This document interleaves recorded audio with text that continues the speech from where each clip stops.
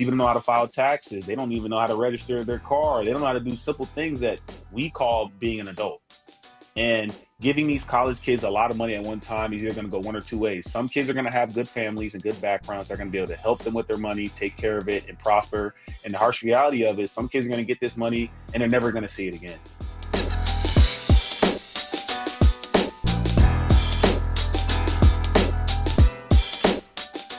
You are tuned in to the Money Script Podcast. Today we will share strategies to help you grow your financial literacy and improve your money script. I'll be back with some important announcements. Until then, enjoy the show.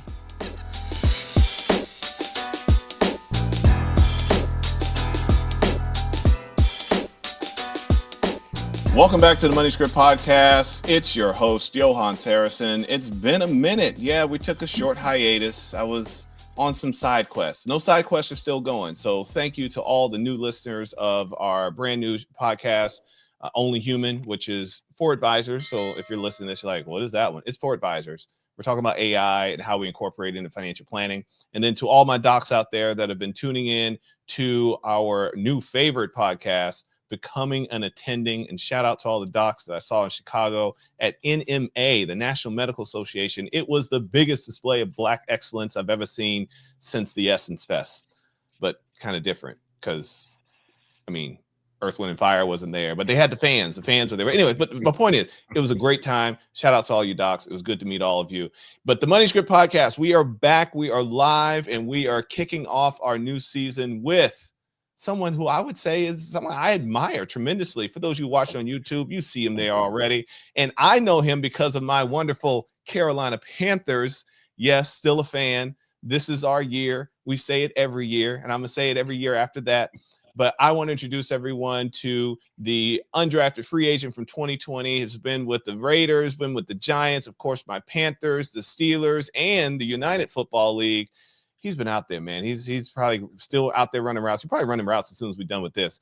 Madre Harper, welcome to the Money Script Podcast. How are you, my good man? Thank you, man. I appreciate it. I'm great. Can't complain. Happy to be on here, talk about some great topics. So I'm excited. Oh, so speaking of which, so we were talking before the show got started. I had this whole plan of what we were going to talk about and some of the unknowns as it deals with NIL and college players getting paid and how athletes tend to go broke. And then we wake up this morning to a new executive order being signed. And now, for those of you that are keeping up with the news, he's on a roll right now. Go watch South Park if you want to laugh. But so he signed. So the president signed a new executive order this morning called Saving College Sports. So we're going to dig into that a little bit because I've got my opinions. Madre has his opinions. But the bigger topic here that we want to dig into and why I asked Madre to be on the show today is because I was following him on Instagram, and he was going off about players that are going on all these side quests with their finances, where they're dabbling in businesses that they don't know nothing about, that they're not hiring the right people to help them, and how they're going broke, and how they have to have better financial literacy. And I said, I need to get him on the podcast. And you were a yes. I appreciate you for that. So, yeah. But let's start. We're going to come back to this new bill, but let's just start with let's just level set a bit how the industry has changed with players getting paid while they're in college, because I believe that didn't happen until after you were already in the league. Yeah, unfortunately. Unfortunately. So as someone that, you came to the league the year before it happened. Yeah, so I was a COVID baby. How did that make you feel as a pro athlete? Did you feel like you missed out on something? Absolutely. Missing out on money. I feel like, me going to Oklahoma State, I probably could have got some money out of them, et cetera, et cetera. But at the same time, I was happy for my counterparts that are able to live a little bit better, get some money. The colleges make a lot of money. There's no reason that players shouldn't be paid, from women's to men. It doesn't really matter. But so, obviously, yes, I wish I would have had it, but it's okay at the same time.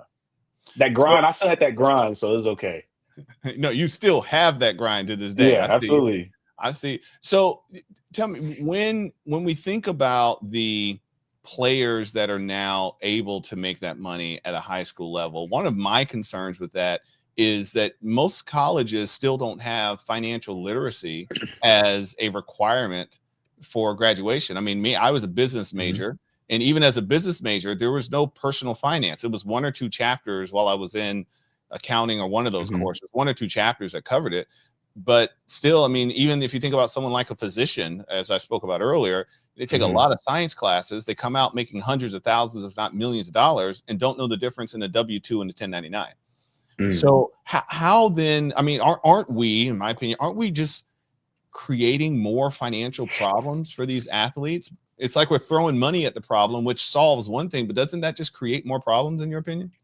No, absolutely. Well, for me, you got to remember that college is a business. So they're not in the business of educating people properly because they are taking a lot of money. I mean, yes, I'm not saying college is not necessary. Whether you want to go to college or not is up to you, but it is a business because they do make money. They make a lot of money from sports, from advertising to look at UT. UT has their own network. I mean, they make a lot of money from donors, different things like that. But you are correct. They should be providing some type of class to these athletes, to students, to people that are going to go off in life and make money. People don't know how to file taxes. They don't even know how to register their car. They don't know how to do simple things that we call being an adult. And giving these college kids a lot of money at one time is either going to go 1 or 2 ways. Some kids are going to have good families and good backgrounds. They're going to be able to help them with their money, take care of it, and prosper. And the harsh reality of it is some kids are going to get this money and they're never going to see it again. They're going to spend it. They're going to get out of college. They're not going to make it to the league, or they may make it to the league, however it goes, and they may never make the money again.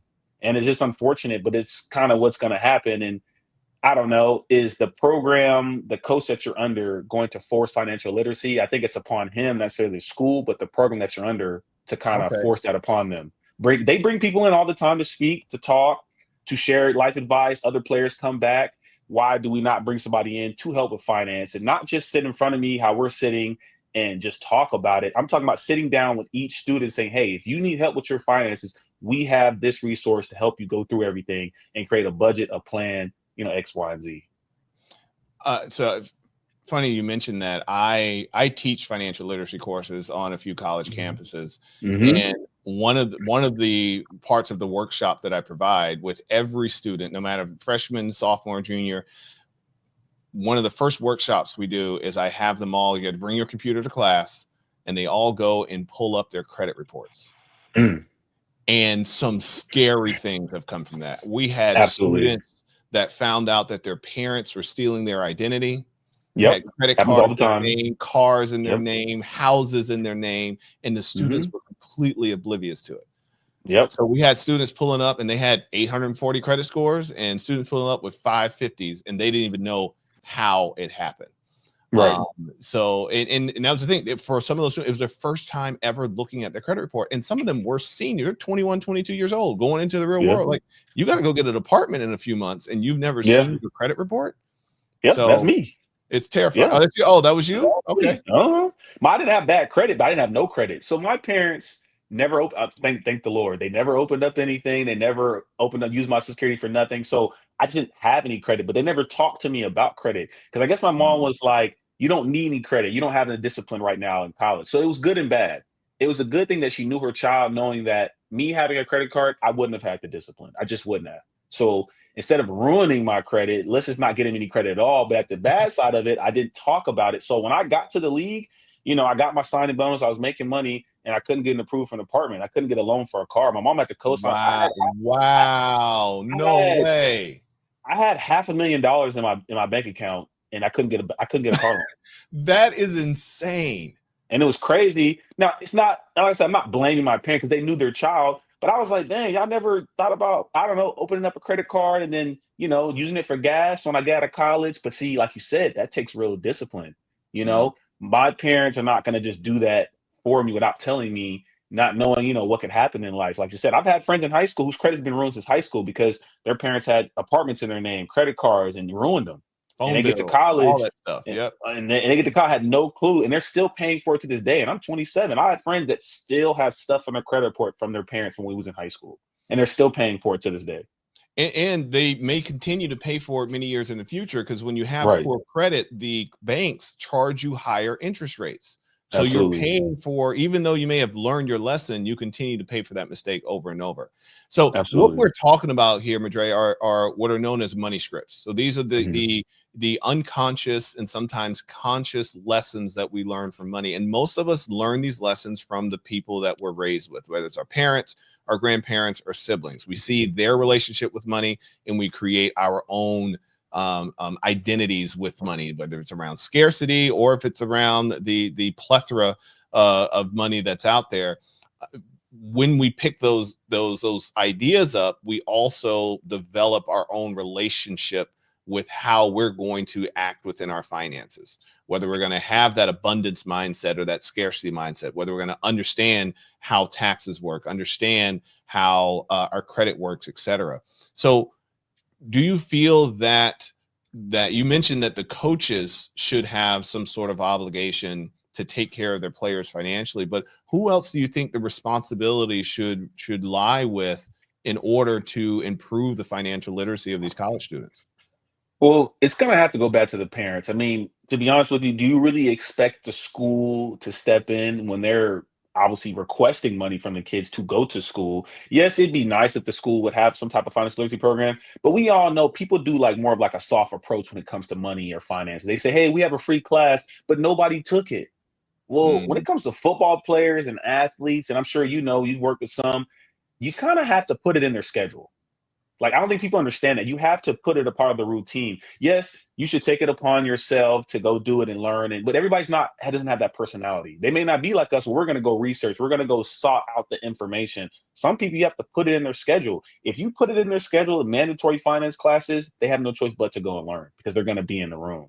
So that's why I say either the parents or the coaches. But let's be honest, most parents that I played with, at least I can't speak for everybody, they never made 100. They never made 100,000. They never had $1 million. They never made six figures a year. They may have a good job, but getting 300K at 18, 19, 20, like my young bull, you know what I'm saying? He at OU, he's making $1 million. So it's like most parents are not gonna have that literacy right there. So how do they help? But they have to go seek the information and then provide it for their kids. But we all know that some parents are not gonna know how to act, and they feel like since their child is paid, they're paid. So yeah, no, and so that's the yes. whole thing right there.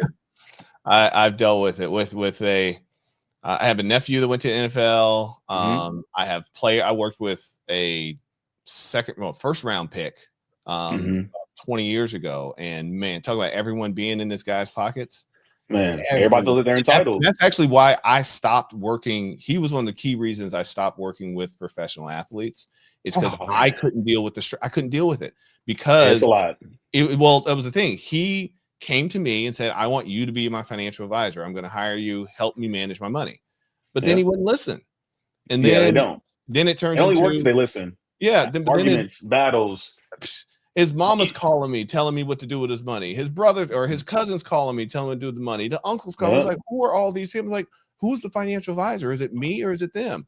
Oh, well, that's my yeah. mom. I'm like, yeah, but your mom never seen this kind. Mom made 50, 60 grand. It's like, she's never seen this kind of money. He's going to bleed you dry. You don't know how many dudes I play with. I'm talking about not the rich dudes. I'm talking about the lower round guys like me. Mama quit their job. He's paying for her rent. He's paying his rent. And obviously, we try to stay at each other's business, but this was like my dog. We grew up together out here. We both made the league. And I'm telling him, I was like, bro, if you keep paying your mama's rent, you're going to be broke, bro. Like, Mm, we undrafted. We have no idea what each year holds. that's Your true. mama needs to go to work. And I know that sounds crazy, guys, talk about somebody's mama, but this was my dog. Because, and that thing, they ended up happening. We only made it so far. And then, the money starts going away. Things start piling up. Things start happening. I'm just like, I don't Mm. know, man. I mean, you gotta reel it back. I'm not saying guys not to help out your family, but you gotta help you. If you go downhill, who's gonna help you?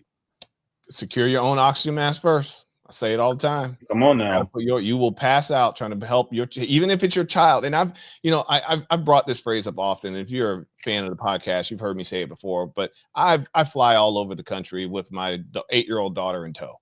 And they Hmm. make that announcement every single time. Be sure to secure your own oxygen mask before securing that of others. And some airlines will say, including young children, because they're Yeah. reminding you. And I could not imagine those oxygen masks dropping and having to have the discipline to Hmm. say, before I help my 8-year-old baby girl, I gotta put Hmm. mine on first, or I Yeah. may pass out trying to help her, and then who can I save at that point? And you got to Absolutely. look at your money the same way. If you don't get Absolutely. your financial literacy down pat, if you're not understanding how all these different investment accounts and 401ks and IRAs and annuities and player contract, if you don't understand that, you can't help anyone else. Absolutely. You will die trying, Yep. financially, that is. So Mhm. speaking of, let's transition, because let's go to a crucial topic. And this is probably one of the most prolific topics when it comes to money in professional sports. There's been dozens of papers and documentaries on it. 30 for 30 has done something on it. ESPN went really well, that is ESPN, but there's many different outlets Mhm. that went pretty deep on the topic. And the most recent statistics state that 78% of NFL players report financial distress or bankruptcy within a few years of retirement.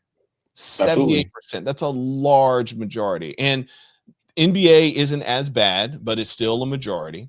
And the Mhm. same is true with the They WNBA, they they got a MLS, better group. MLB. Yeah. Yeah. NBA got a better group. They talk money amongst each other Well, more than well, the NBA, NFL does. that's NBA stands for never broke again. So, Yeah. they Mhm. got it all. They They be got it helping each figured out. other. And Yeah. most recently, NFL, the Players Association, one of the leaders of the Players Association, just had to resign I ain't for mad at them. for Player engagement. That's player player engagement. engagement.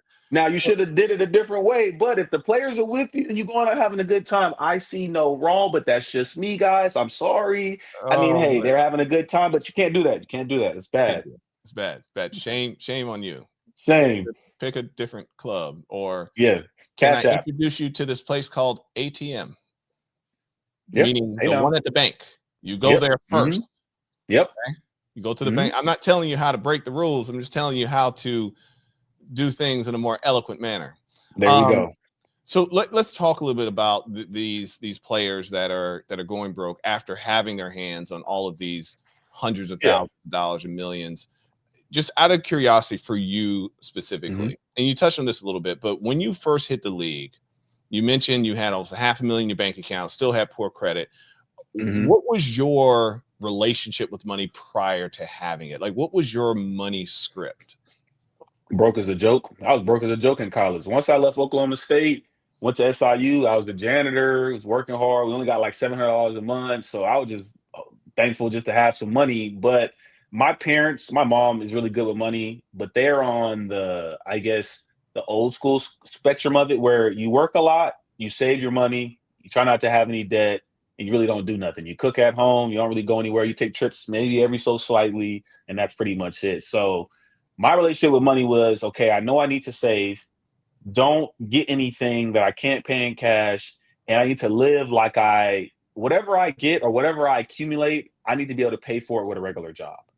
That was Oh my whole process. man, that's a good money script. That's good. Yeah. That's So good. for So, me, don't get nothing off of this salary because can I maintain this salary if I wasn't in the league? And for 90% of guys, and that's why most guys go broke. It's obviously, yes, it's one third. Okay, guys, obviously just spending too much. Okay, we that's the basics of it. Don't have a budget, spending too much. It's one third. They just can't make the same income outside the league, which we all know is hard to do. mm, And then three, they just didn't play long enough to get generational money. So they we call it well, I tell other dudes in the league, like, it's just your get ahead money. It's just startup money. It's just get you a little ahead in life. You didn't make life changing money, but you got to do something with it. And as long as you don't work, the money's still gonna go away. yeah. So you got to do something. And then, bad investments, et cetera, et cetera. So that was kind of my thing in the league. How do I live like a regular job? If I got a job that was 60K a year, could I still afford to do this? And obviously, guys, I'm not perfect. I bought chains. I bought dumb stuff. I went out. I've done dumb stuff. I've Trust heard me. some of your stories about that. Yeah. I'm not exempt, but by no means. But I always knew. My mom always told me, you better save. You better have a savings. You better have a savings. Mm. So So yeah. do you think that part of the problem also is the peer pressure to the keeping up with the Kardashians, Joneses? Do you think that that's still a problem in the NFL and some of the other sports leagues? Well, absolutely. Think about it. A lot of us were broke. So we want nice things, and you see guys with nice things, and it's not a jealousy factor. It's well, I work hard too.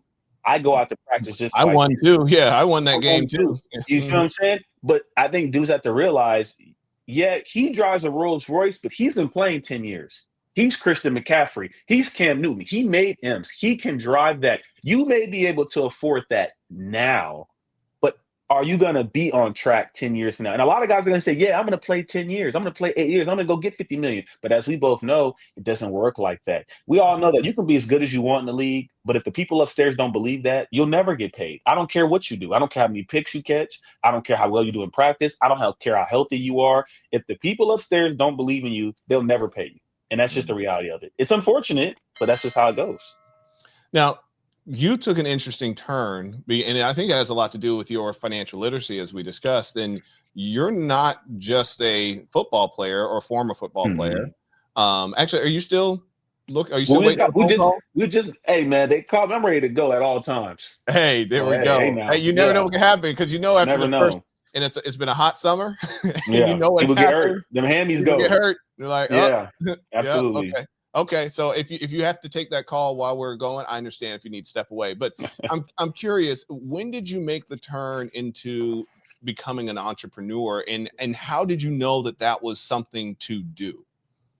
Well, I always wanted to be an entrepreneur, even since college. I guess maybe like me being broke in college and wanting to create income. And I was always told that a hustler worries about paying for his bills. A businessman just worries about growing his business because he has assets. Say it again for the people in the back. Say it again for the people in the back. A hustler worries about paying his bills. A businessman worries about growing his business because he has assets that pays his bills. He doesn't have to worry about bills because his assets pay for it. So I knew that I wanted to own my own thing, and I had no problem working. You can still get wealthy by having a 9-to-5, but that's a whole nother thing. But I knew I wanted to have a business. I knew I wanted to do certain things. And I guess, honestly, me just getting cut. I played the Giants. I thought, okay, I'm undrafted. I done made the team. I'm making good money. Man, after this, I know I'm going to handle everything. Then the politics get in there. Things start happening. I'm getting cut. And I'm like, dang, okay, I need to figure something else. I need to do something else to create my money. And I still wanted to play football, but I need my money to make money. And not every business worked out, which, everything doesn't always work out. I lost some money, and every businessman has. What was your first? What was your first entrepreneur? Was Airbnbs. I had like 5 Airbnbs out here in Dallas. Okay. So they were doing well at first, but then Dallas was passing these laws of like, no Airbnbs. People were getting in the way. They're like, wait a minute. Getting in the way. Yeah. So then people started just undercutting people, doing Airbnbs for really cheap. Didn't make no sense because I know you're not making money. And then I ended up getting kicked out of my apartment complex, not because I did anything wrong, but they end up selling the apartments. So a new team came in. Obviously, they saw I had these units. They're like, why do you have 3-4 units? And I was like, I do Airbnb. I had a previous agreement. They're like, well, we don't want to honor that agreement, so you have to get out. Now, that was obviously a bad thing for me because I did some cash for the furniture and some on credit cards. And some of the business credit cards that I had, the revenue from the Airbnb was paying for the business credit cards. So me not having that revenue anymore, now I have to pay out of pocket to pay those cards off and pay them down. And that was like my first lesson in business. Like, dang, maybe I stretched myself too thin. Maybe I should have waited a little bit. And then I ended up getting cut that year too. So now I don't have any income. So now I'm paying my bills, this rent, and still trying to live. And that's where it got a whole world. But that happens in business. I kept fighting through. I paid it off since then and just kept fighting. But that was it. Then obviously I went into getting the private security business and ended up investing in a gym and different things like that. But that was kind of how my transition went. And me being undrafted and getting cut, I knew I needed to make money outside of football, and I knew that I needed assets so I don't have to worry about bills anymore, or those take care of my bills, I should say. Got it. So what was the aha moment for you where you realized that as an entrepreneur, you get to do things a little bit differently, or when you started learning more about having the assets? Because you mentioned with the Airbnb, those were just assets you were renting and then renting them out for a greater cost. When did you realize, wait, I need to own the asset, own the business? What was that moment? When I ended up getting kicked out of the apartment complex, I told myself I'm never going to rent from nobody ever again. I'm going to own everything 100% because they dictated my income. A lot of businesses out here are dictated by certain factors, but the fact is that they were able to take my income away, take me paying off, debt, business debt, because they own the asset. And that's where I was like, okay, that was like 2023. I was like, okay, that's never going to happen again. I need to start owning my stuff and really being diligent, and maybe just taking some more time about, okay, maybe I need to be more cautious about when I get into stuff. What is my backup plan? Having a better reserves, having better contingencies, and just learning things that way. Got it. So What would be your advice then, now that we have, going back to the NIL, we have these student athletes that are getting access to capital that, again, they face the same thing. Who knows if they're going to the league? Who knows if they have that career limiting injury, et cetera, the politics of it all, et cetera, and we've seen it. We see it all the time where people we think have great, talent and skill, and draft day by draft day by draft day. And it's like, wait, now I'm unsigned, free agent. What would be your advice to those NIL athletes that are starting to get some access to some capital, to preserve that capital and improve their money script?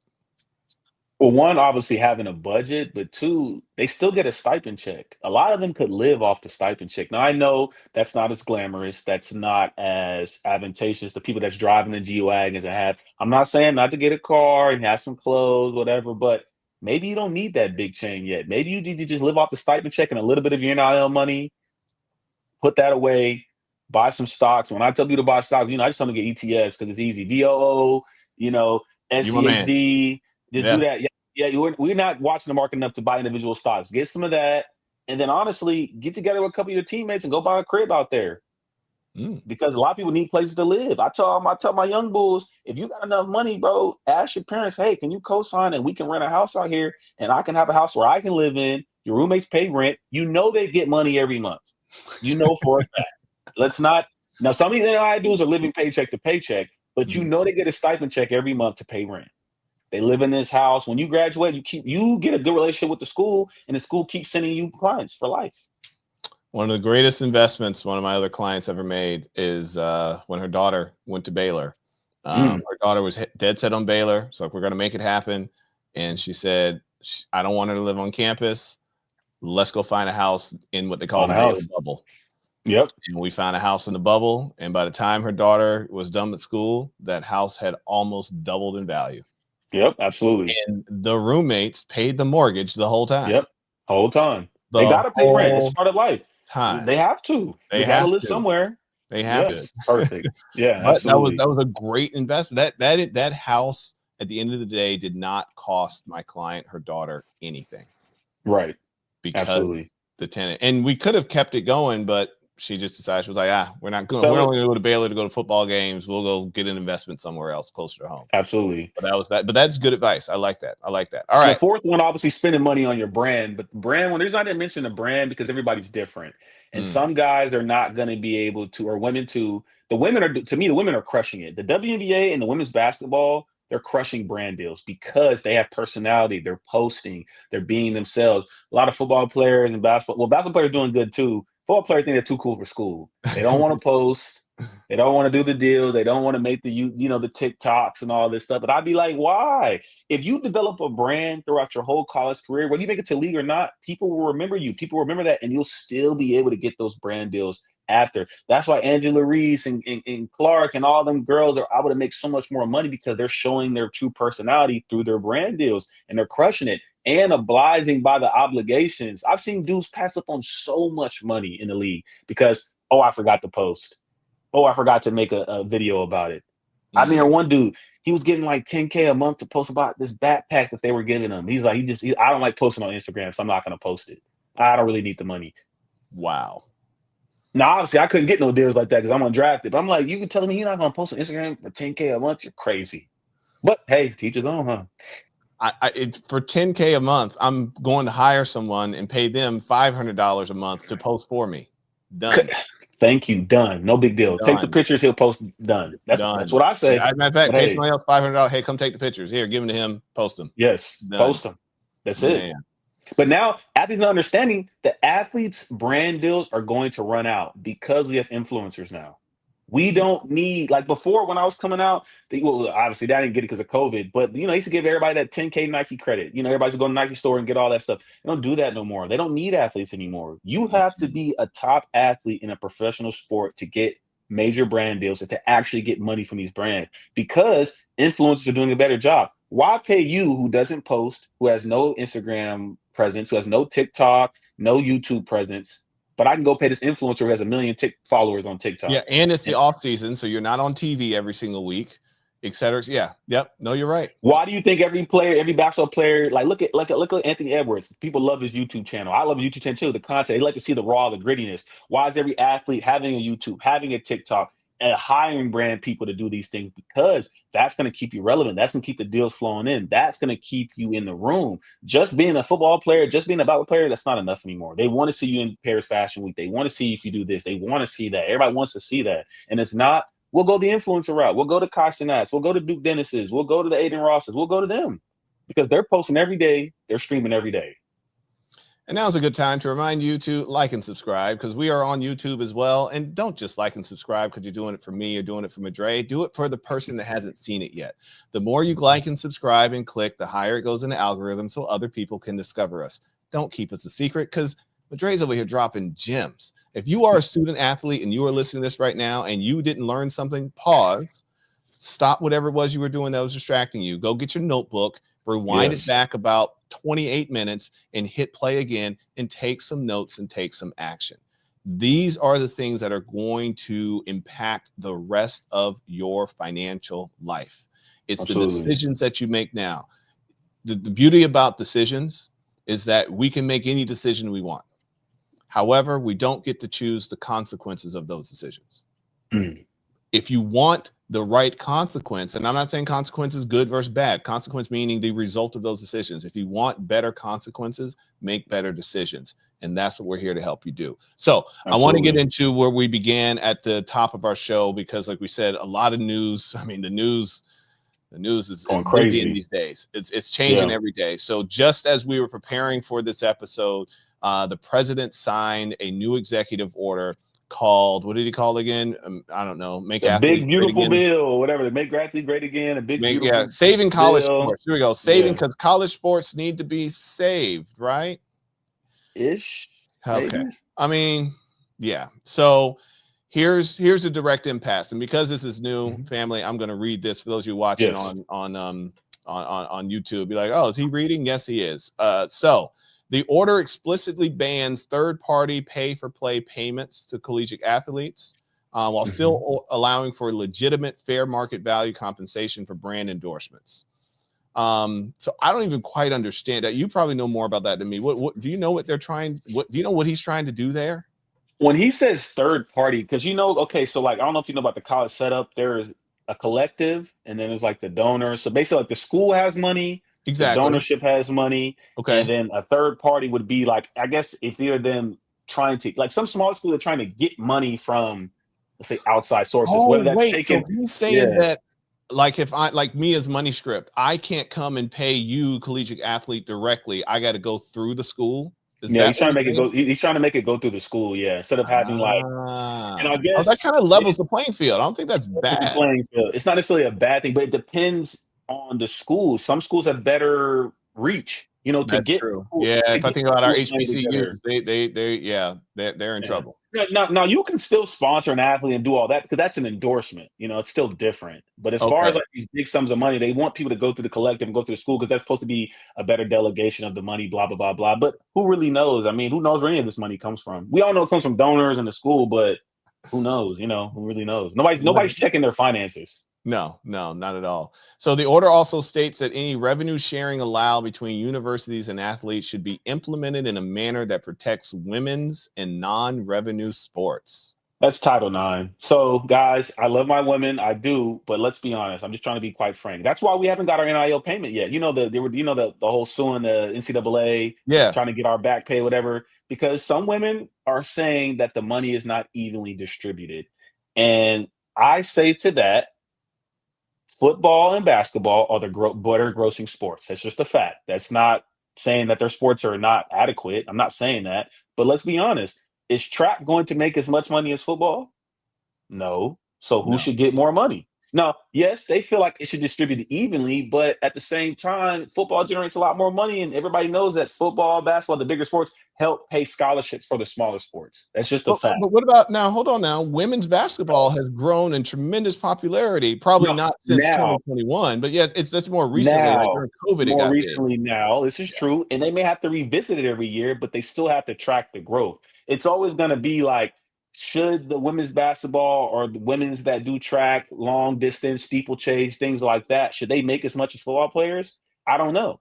I don't think so, just because of the money revenue. And yes, when they get to a certain weight, WNBA is going crazy. They do deserve to get paid more. They just signed a big TV deal. Did you see the shirts they were wearing? Yeah, they should. They just signed a huge TV They deal. said, They "Pay need us what higher you owe revenue. us." I was like, "Whoa!" You Like know, but hey, everybody, I agree. I like how they lock together, They man. stand together. They Yeah. lock together because they know that they lock together, but they have been steady growth. And I think people talk so much about the NBA. Oh my God, I mean WNBA. Oh my God, they don't. The NBA pays for them. First of all, WNBA has only been around 30 years.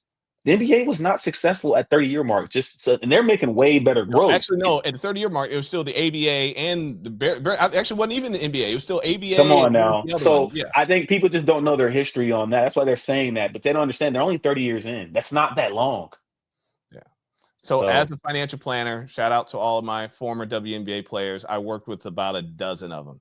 So we I love met them. a agent back in my early years as a financial planner when I was working with other athletes. Started working with all of his WNBA players, and wow, we had so much fun. Those women were some of They the listen. best financial students I ever worked I'm with. telling you, women are they're outdoing the men in everything. Yeah. Financial brand deals, partnerships. They're crushing it. I be trying to tell all the dudes, we got to get like them. I'm Yeah. trying to tell they are taking full advantage. And I'm not playing, saying, and they were playing in the States and take a man, month off, go play man, overseas, they and doing then it come big. right back to. I mean, they were playing 11 out of 12 Yes, months yes, absolutely, to make that money. So to make that hey, money. they deserve to be paid more. They just signed a new TV deal. The ratings are up. Pay them. Raise it up. Indeed, indeed. And as a girl dad and a little girl that loves basketball, I'm all for it as well. So Now, there's college, we just got to another. see about college. We got to see about college, Yeah, though. I that's don't know true. yet. Yeah, We just got to that's true. see. So another part of the executive order orders the Secretary of Labor and National Labor Relations Board to clarify the status of student athletes in order to preserve non-revenue sports and educational opportunities. What does that mean? Should these athletes be labeled as employees? No. Who was it that just signed the deal that wanted the NFL to pay his LLC? I thought that was cold-blooded. Caleb tried that. That's never going to He happen. tried it. You can't do that because the NFL that We're a W-2. We are an employee. They run a business. Exactly. So No, do you feel students, so? nah. Then why do you think if the NFL players are employees, why aren't the college athletes? Well, because one, the NFL can continue to grow their business, can continue to everything they do is a business. Oh, These guys yeah. are still at school. There's an end date. Yeah, that's true. Yeah, there's True. no Okay. there's no like everything's a business. At college, they're still in college. They're getting this money from donorships, from endorsements, from stuff that they're building on their own. If I'm a top college player and Joe's Crab Shack wants to pay me $1 million, I'm not an employee of Joe's Crab Shack. I just have an endorsement because whatever contract we negotiate is going to be the length of however it's going to be. It may only be 2 months. It may only be a year. I could transfer the next month. And am I going to keep having to reapply as an employee because I keep getting these type of endorsements? Or if the school's collective is paying me, does the schools are tax exempt? What taxes are they paying? Okay, No, fair point. However, the athletes may pay taxes, but the school is tax exempt. So them, the collective getting them the money, they're not paying taxes on. So I don't understand the reason to be an employee. let me argue on that though. Yeah. So, but if you're an employee, you get certain rights as an employee: health insurance, unemployment insurance, workers' comp insurance. And that's the thing. You get injured. If you get injured in the NFL and you have, depending on your contract, there can be some compensation for that. But in college, you're not if you're not an employee. Well. As long as I only speak for football, I don't know about the other sports, but for football, they take care of everything. If you go to a Power Five, I should say, smaller schools obviously have a little less, but let's just talk about Power Five. If I get sick, I go to the team doctor. If I tear my ACL, I go to the team doctor. If I'm not playing the season because I'm injured, I'm at the team doctor, team rehab. I'm not losing my scholarship because I'm injured. You may reduce some NIL money, but you're not going to be out on the streets. So I see what you're saying about benefits, but what benefits do you need? If I need to go to the dentist, they're going to take you to the dentist. Okay. If you need to go to the doctor, they're going to take you to the doctor. They're going to do everything you need them to do in college. Those benefits have not went away. Got it. Okay. Fair enough. Look, I've had an amazing time with you, Madre. I really appreciate this. We're gonna have to do this again. Mm-hmm. And by the way, man, Absolutely. we wanted to do this live, but we scheduled this in like the last 2 weeks. I was traveling, Yeah. moving around, Yeah, and you're it's, you know what? good. Let's do it the old-fashioned way. We're gonna do something live here soon. Have some fun with it. Absolutely. With every one of our guests that we have on the show, there is a question that we like to ask them about money scripts. And as I mentioned, a money script is the unconscious and sometimes conscious things we learn about money and develops our relationships. So we're curious to know if you could tell our listeners, what is your first memory of money?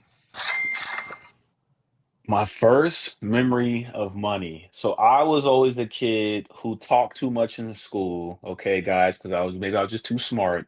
So my mom used to give me a quarter a day for not wanting to get my planner signed, at school. So I used to save up all those quarters so I could go to the book fair and I could go cash out at the book fair. And that's where I first really started figuring about saving, doing a task to earn money, saving it to go spend it. And that was my first. I know, guys. I'm sorry. I was talking too much in school. But yeah, so it was No, like that's elementary. good. Yeah, it gave me a quarter Good. a day. That's a new. Hey, that's a new. We haven't heard that one yet. That's a new one. I Yeah, love that. Hey, shout out to your mother for yeah. instilling that financial literacy in you because it shows. Now, before we go, I know as an entrepreneur here in the DFW, you've got a couple of businesses. Why don't you go ahead and tell everyone what your businesses are and if they want to get in touch with you for your services, how they can find you. Guys, I got a private security and security transportation business, Infinite Protection on Instagram, LinkedIn, Facebook, Infinite Protection LLC. Y'all can hit me up for anything security needs, armed, unarmed, black trucks, whatever you guys need. Also vested in a performance gym, APE Fitness in Grapevine, South Lake area. We train all kids from adults to high school to middle schools, whatever, man. We got the best performance in the city. Come out, get right, get fit. Everything's good to go. Indeed. And now this protection services, you also do transportation as well. Yes, sir. We do black trucks, Escalades, big See, bodies. so how about I'm ordering my Uber, getting off the plane, and I'm just waiting, scrolling, and I see that, and I was like, Hmm. and I think the post you put is like, hey, request me, and I'll come pick you up myself. And I was I'll like, come pick you man, up myself. I should I'm have a did it. hustler. I'm gonna get out there. I'll come pick you up myself. Airport pickup and drop off on a brand new Escalade, man. Of Oh course. man. All right. Well, next trip, I'm hitting you up. Yes, Next absolutely. trip, I I'm hitting got you you. up. I got you. I got you. Everyone, thank you for joining us for our premiere episode of season, I think it's like season 7. I lost count.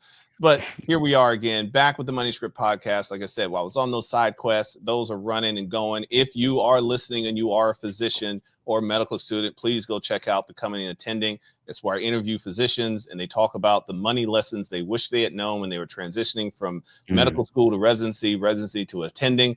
And for those of you in medical school, Donnie signed another, or well, not just Donnie, whole Congress signed a new tax law. They are reducing the amount of money that you can borrow Mhm. from the government. As a medical Yep. student, you're usually borrowing somewhere from 40 to 80,000 a year. That's now capped at 30,500 and a lifetime cap. So if you're in Yep. medical school, if you're medical year 1, year 2, and you think that's going to be an issue for you, holla at me. Okay. I can give you some strategies of how you're going to work around that. For those of you that are advisors and you're still listening to the Money Script podcast, hey, I appreciate you. We're in the same business. Our role is here to help people make better financial decisions. But no, I have another podcast specifically for you, Only Human. Let's talk about how AI is coming into our businesses and how we can use it, leverage it, and stay human at the same time. For everyone else that's just a loyal Money Script podcast listener, I thank you, bless you. Thank you for coming to spend some time with us. Remember, like, subscribe, share, all that fun stuff. Tell a friend to tell a friend to tell a friend to come get some financial literacy today. Thank you, Madre, for joining us. We'll see you next time. Thank you.